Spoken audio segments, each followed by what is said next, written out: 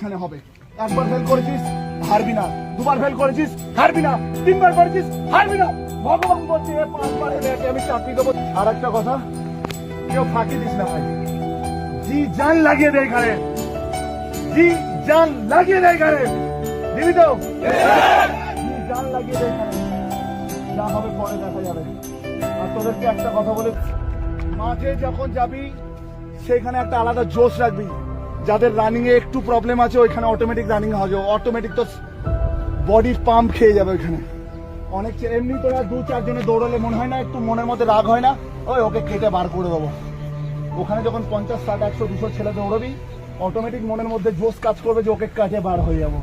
তো 5 kilometre you pass করে যাবি।